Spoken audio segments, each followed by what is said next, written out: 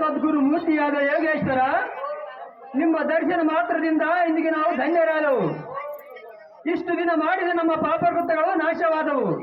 ಅತಿ ತವಕದಿಂದ ನಮ್ಮನ್ನು ಆಶೀರ್ವಾದಿಸಿ ಧನ್ಯರನ್ನಾಗಿ ಮಾಡಯ್ಯ ಯೋಗೇಶ್ವರ. ಓಹೋ, ಗುರುಮೂರ್ತಿಗಳು ತಪಂ ನಿರತರಾಗಿರುವರು. ಇವರ ತಪವು ಕೆಡಿಸಬಾರದು. ಅಪ್ಪ ತಮ್ಮನಾದ ಬೋಸಯ್ಯ, ಘನ ಮಹಿಮನಾದ ಯತಿಯು ತಪಂ ಗೈತ್ತಿರುವರು. ಆತ್ಮೀಯದಿಂದ ಈ ಮಹಾತ್ಮನನ್ನು ನಮ್ಮ ಮನೆಗೆ ಕರೆತರಬೇಕು. ಎಲ್ಲ ತಮ್ಮ ಅತಿಥಿಗಳ ಸೇವೆಯಿಂದ ಅತಿ ಮಹತ್ತರವಾದ ಮತಿಯು ಶಿಥಿಗಳು ನಮಗೆ ದೊರೆಯುವುದು. ಎಲ್ಲಾ ದಾನಗಳಿಂದ ಶ್ರೇಷ್ಠವಾದ ಅನ್ನದಾನ ಪೂಜಾರಿಗೆ ಗೈದು ಇವರ ಪಾದ ದರ್ಶನದಿಂದ ನಮ್ಮ ಮನೆಗಳನ್ನು ಪಾವನ ಮಾಡಿಕೊಳ್ಳೋಣ. ಎಲ್ಲ ತಮ್ಮ, ನಾನು ಮನೆಗೆ ಹೋಗಿ ಗೃಹದ ಪ್ರತಿಯೊಂದು ಭಾಗದಲ್ಲಿ ಸಾಣಿಯ ಮಾಡಿಸಿ ಬಹು ರುಚಿಕರವಾದ ಅಡಿಗೆಯನ್ನು ತಯಾರು ಮಾಡಿದನು. ನೀನು ಮೃಡಾಮೂರ್ತಿಯ ಸ್ವರೂಪಂ ಕರೆದುಕೊಂಡು ಬರಪ್ಪ ಬಸಯ್ಯ.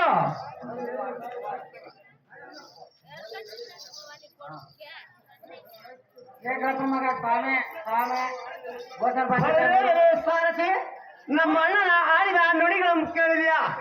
ಈ ಕಳ್ಳ ತಿರುಗನಿಗೆ ನಮಿಸಿದರೆ ನಮಗೆ ಪುಣ್ಯ ಬರುವುದಂತೆ. ಇಲ್ಲ ಸಾರಥಿ, ನಮ್ಮ ಅಣ್ಣನ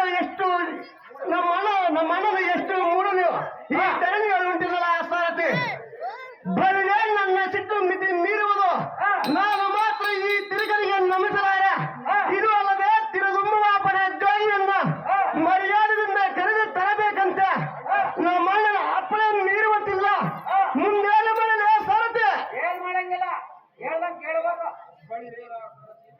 ಬಳಿರೇ ಸಾರಥಿ, ನಮ್ಮ ಅಣ್ಣನ ನಡತೆ ಸರಿ ಬಾರದು. ಇವನ ನೀತಿ ಧರ್ಮಕ್ಕೆ ಬೆಂಕಿ ಹಚ್ಚಿವೆ. ಇಲ್ಲ ಸಾರಥಿ, ಏನೇ